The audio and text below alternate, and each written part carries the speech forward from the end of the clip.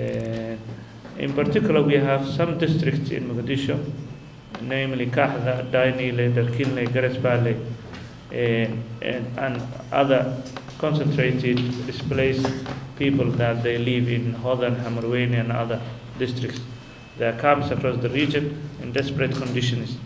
They lack shelter, wash, protection, and so on.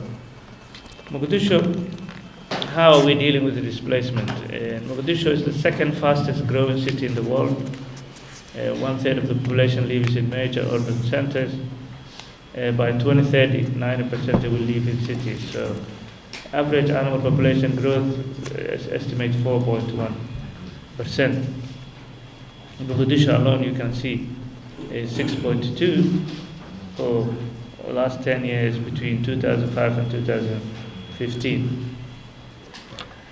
And as you're all aware, I'm wearing two hats. One is the mayor of Mogadishu as well as the governor of Banadr region.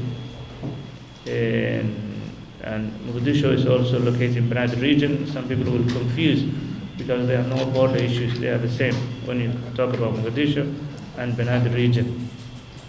But at one point, Banadr used to call including the both Lower Shabelle and Middle Shabelle. We have in terms of our structure, 17 districts that come under Mogadishu or Banadr, and this is the only administration that controls all its districts, including Somaliland and Puntland. We also have a department on humanitarian affairs, and since I became the mayor and the governor of Banadr region, we really focused on finding durable solutions to the internal displaced people. That's why I appointed my special advisor, Hodan Ali, to lead on that. Our approach is ongoing, and I think the key for us is to really find a durable solution. In order to do that, we have been very active in terms of engaging with the internally displaced people and talking to them, finding out what do they want. And also for us, we are in the process of finalizing internal displaced policy, which has come through rigorous of wider consultation with all key stakeholders, including IDPs themselves. We understand the issue. Unless we come up with a policy that really addresses the core issues, it will be difficult for us.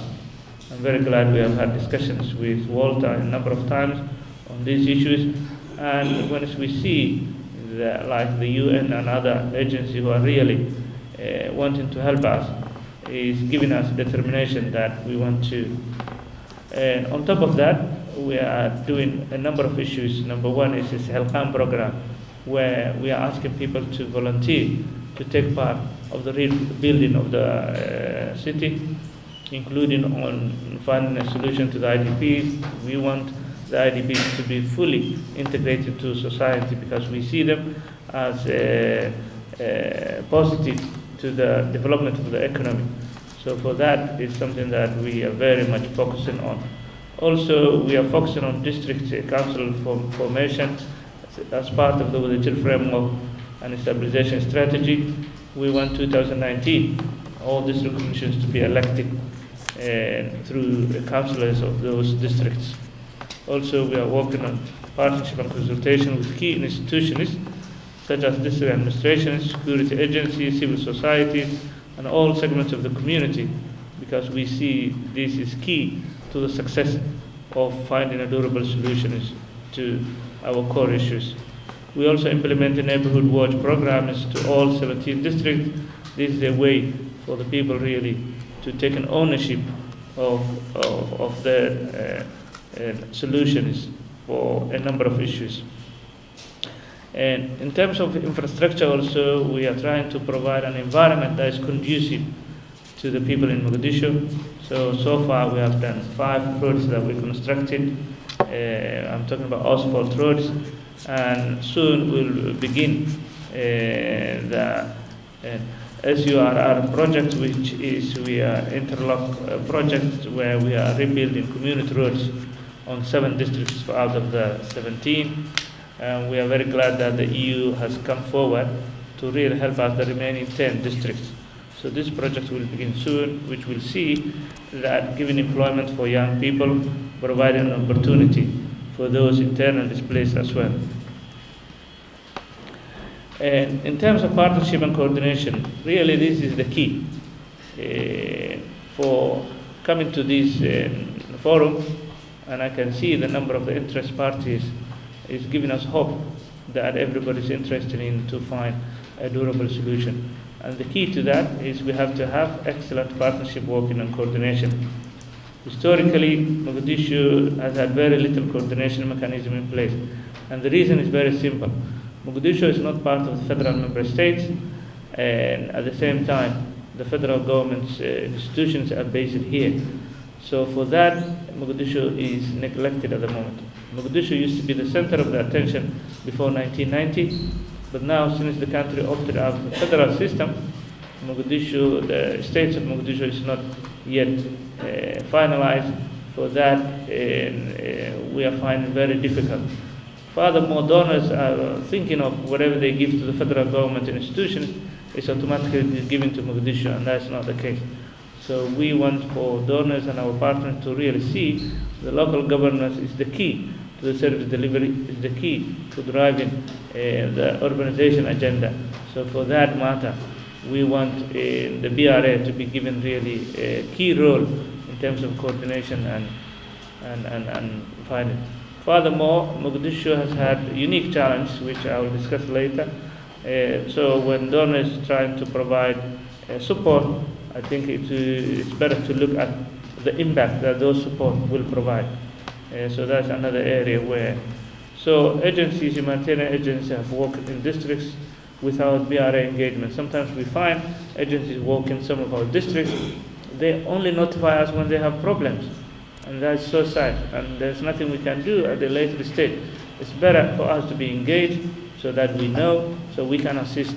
We are ready to help and assist.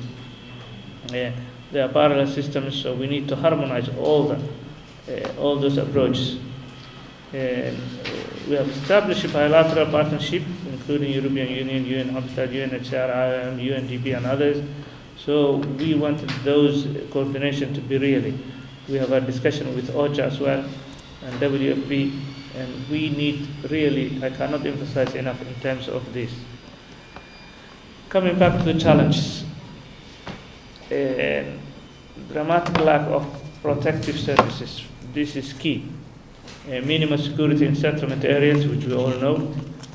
Multidimensional issues related to evictions, multiple actors enforcing them, inadequate resources for prevention and response to evictions. In Mogadishu, we have had a number of evictions, but sometimes it's exaggerated and sometimes real. So for that, for us, is we, Banana Regional Administration, have come out an evictions report, which gives recommendations on we need to do evictions guidelines to implement it. We cannot do it unless partners are working with us. So this is again another area where we are ready to monitor, we are ready to avoid unnecessary evictions, and if there are legal ones, then we need to find a due process so that these people will have settlement or other areas to go to. Often heavy emphasis on engagement with non-state actors. So under-resources for local government, all those are the challenges that we face, including the political challenges that we face. Again, land and housing is a big issue in Mogadishu, as you all know. Structural issues to land legislation, registries, all is too problematic because those internal displaced, we want them to be here, we want them to feel like this is their home, but for us, we don't have the lands that we can give them. So this is another issue. Again, the lands that they occupy are either owned by government institutions or landowners, and then that's where, without proper planning, without all these settlements. In 2011, when they came, it was short term. Now we're talking about after 7 years, we're still here, the same issue, and more still coming. So the issue of a durable solution is key to all that. fragmentation between the departments of public works and land offices, as well as the federal government institutions that are based here, are too problematic to us as well, because we see that the Ministry of Humanitarian Affairs, we see the Refugee Agency, all working on the same issues. And for us, BRA and municipalities, sometimes they don't come and tell us what they're doing. So this is again an area where we are dealing with the government on those issues, but we can only deal with that if we take the leadership on the coordination issue. Also, again, systems and services also the big challenge. Overall access to services has improved in the city, however, not for displaced people. Infrastructure is improved as well, but not with systematic and strategic approach. Limited capacity to proper urban planning. High rates of unemployment, and in Mogadishu alone we have 50 universities, and they produce graduates every year, and yet they don't have job market to go to. This is again another key issue.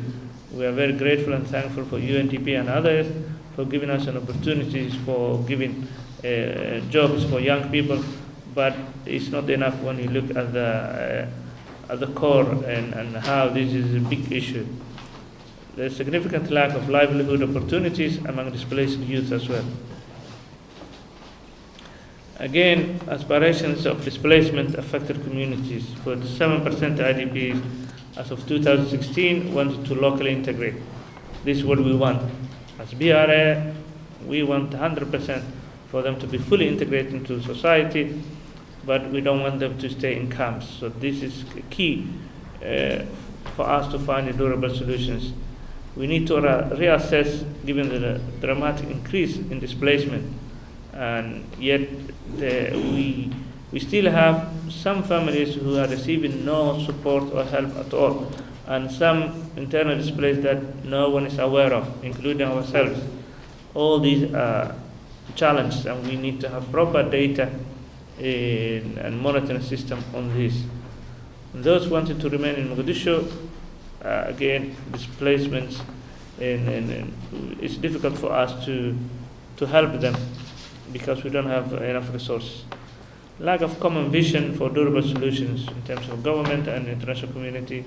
This is again key, and for the presence of Walter Kalen, we hope that we come up with something that we can all have common vision to work to. And again, the working require interstate cooperation. In particular, when we talk about Mogadishu, we need to have a working relationship with our neighboring federal member states, such as Southwest and Hirshabelle, because the communities are coming from those areas. Unless we have a good coordination and working, so that those who want voluntarily to return, what can we do? How we can work together? Again, those who are fleeing from those areas, what can they do to remain in their areas so they don't face the hardship that they face when they go to non-familiar areas? All those is very important. So establishment of interstate committee to work on returns is very important. Creating push factor to return home. Security challenge forcing residents to continue to flee and preventing returns. Regional politics also another challenge. Opportunities. Renewed regional focus on ending displacement, we can see, and by holding this conference also again is another testimony for that.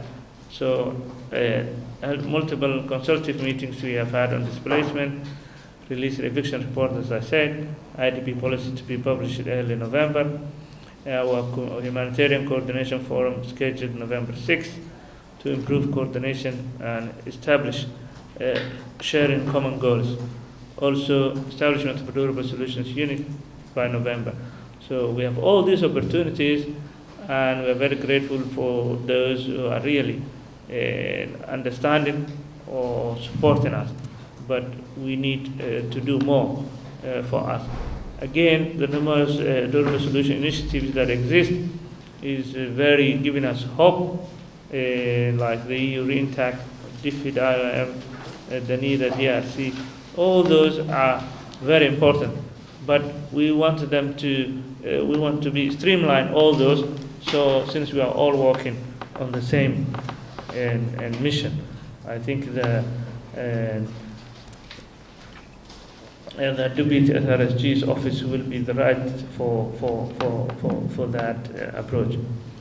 The way forward, through improved coordination and common vision among all stakeholders on displacement, we would need to ensure basic services are improved to accessible standards, gradual shift towards increased self-reliance and increased accountability, creation of strategic regional framework, promotes a developmental model, building opportunities and capacities for sustainable, durable solutions to protracted displacement. And I will leave with that. Thank you very much to all.